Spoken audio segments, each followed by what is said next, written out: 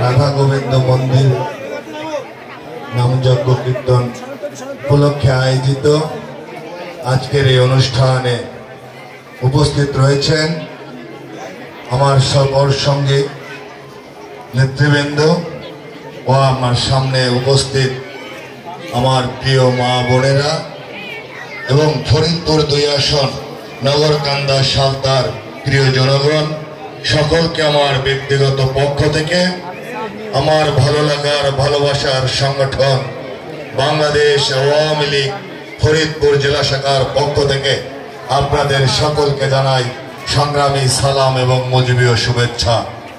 সমবেত সুদী ভাই এবং বোনেরা, আমার পরিচয়, আমি অ্যাডভোকেট জামাল হোসেন মিয়া।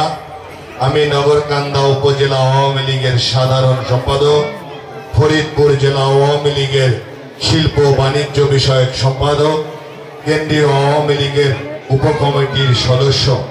আমি আওয়ামী পরিবারের সন্তান, আমি মুক্তিযোদ্ধা পরিবারের সন্তান।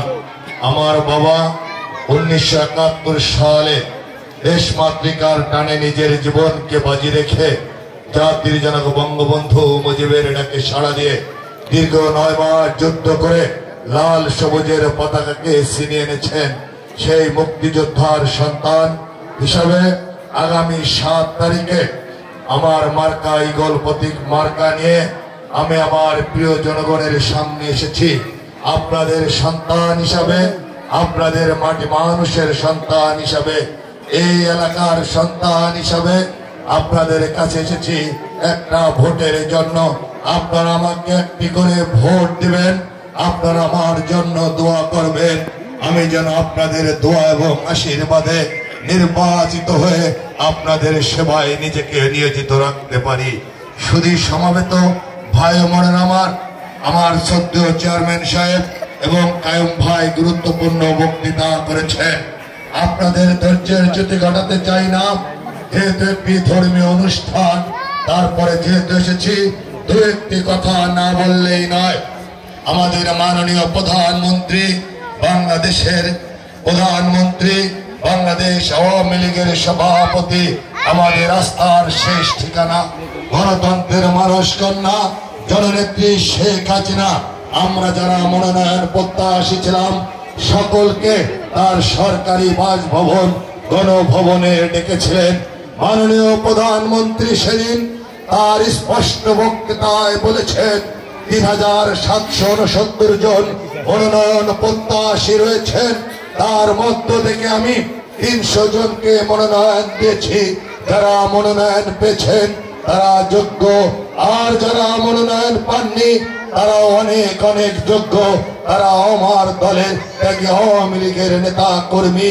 তাই তাদেরকে আজকে আমি উন্মুক্ত করে দিলাম। যদি কেউ স্বতন্ত্র নির্বাচন করতে চান আপনারা স্বতন্ত্র নির্বাচন করবেন। জনগণের কাছে আমি ছেড়ে দিলাম যে জনগণ যাকে বেছে নেবে, জনগণ যাকে ভোট দিয়ে নির্বাচিত করবে, আমি তাকে সাদরে গ্রহণ করে নিব। তাই তো মাননীয় প্রধানমন্ত্রীর নির্দেশে আমি আপনাদের একজন সামান্য মানুষ হিসাবে, আপনাদের এলাকার সন্তান হিসাবে, আপনাদের একজন প্রিয় ব্যক্তি হিসাবে, আপনাদের মাটি মানুষের সন্তান হিসাবে আমি নির্বাচনে প্রতিদ্বন্দ্বিতা করতে চেয়েছি। আমি আওয়ামী লীগ করি, আমি আওয়ামী পরিবারের সন্তান, আমি নৌকার বিপক্ষে নয়, কিন্তু নৌকা যাকে দিয়েছেন, যিনি নৌকার মাঝি হয়েছেন, তিনি এই এলাকায় সন্ত্রাসের রাজত্ব কায়েম করে আমার নিরীহ নিরস্ত্র অনেক ত্যাগী আওয়ামী লীগের নেতা কর্মীর উপরে অত্যাচারের স্টিমরোলার চালিয়েছে, অনেককে ঘর বাড়ি ছাড়া করেছে, অনেককে পঙ্গুত্ব বরণ করতে হয়েছে। মিথ্যা মামলা দিয়ে আমার প্রিয় নেতা কর্মীকে জেল হাজতে পাঠিয়েছে।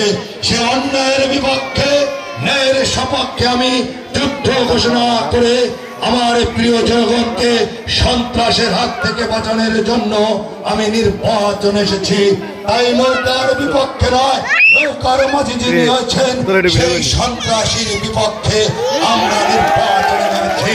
তাই আমার প্রিয় জনগণের কাছে অনুরোধ রেখে যায়, দাবি রেখে যাই, আমি আপনাদের সন্তান হিসাবে, আপনাদের মাটি মানুষের সন্তান হিসাবে, এই এলাকার সন্তান হিসাবে আপনাদের কাছে অনুরোধ রেখে যাই, আপনারা আমাকে ভোট দিয়ে নির্বাচিত করে আপনাদের সেবা করার সুযোগ দিবেন।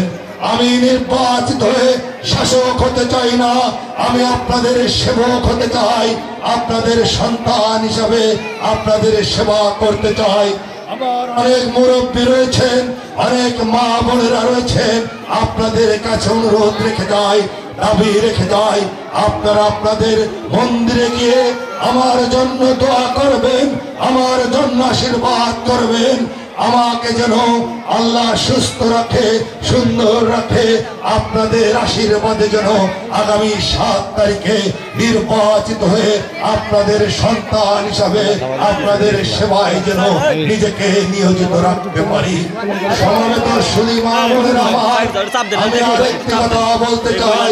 আমাদের আওয়ামী লীগের অন্যতম নেতা, আপনাদের প্রিয় সন্তান আয়ুম ভাই বলেছেন প্রতি বছর 6টি করে এখানে দল গান পরিবেশন করেন। আমি কথা দিয়ে গেলাম আগামী বছর থেকে আমি আপনাদের ভোটে নির্বাচিত প্রতিনিধি যদি হতে পারি, আমি কথা দিয়ে গেলাম আগামী বছর থেকে 5টি নয় 6টি দলেরই আমি খরচ বহন করব। আর এলাকার যে সমস্ত হিন্দু মা বোনেরা রয়েছেন, তাদের যে মন্দির রয়েছে, এই মন্দিরে আমি আমার সর্বোচ্চ অনুদান দিয়ে আপনাদের ধর্মীয় অনুষ্ঠান করার সফল এবং সার্থক করার জন্য সর্বদা আমি নিজেকে নিয়োজিত রাখছি। সেই সাথে আর একটি কথা বলতে চাই, নির্বাচন সম্বন্ধে একটি কথা না বললেই নয়। অনেকেই হুমকি ধামকি ভয় ভীতি দেখাচ্ছেন। নির্বাচন হবে, নির্বাচনে ভোট কেটে নিয়ে যাবে, নির্বাচনে ভোট দিতে পারবে না, ভোট আগেই কেটে নিয়ে যাবে। আপনাদেরকে বলতে চাই, মাননীয় প্রধানমন্ত্রী নির্দেশ দিয়েছেন, যেহেতু বিএনপি নির্বাচনে আসেনি, আওয়ামী লীগের প্রার্থী নির্বাচন করছেন, আর যিনি স্বতন্ত্র বিভিন্ন এলাকায় স্বতন্ত্র প্রার্থী হিসেবে নির্বাচন করছেন, সকলেই আওয়ামী লীগের পরিবারের সন্তান, আওয়ামী লীগের পথধারী নেতা কর্মী।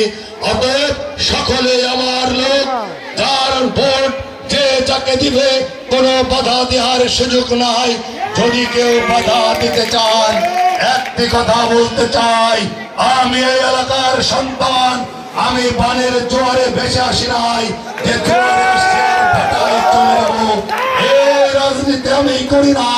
যদি আমার ভোট কেউ কাটার স্বপ্ন দেখেন, দিবা স্বপ্ন দেখেন, তাদেরকে হুঁশিয়ার করে দিয়ে বলতে চাই, ভোট কাটা তো দূরের কথা, ভোট কাটবো এই কথা বলার কোন মানুষ।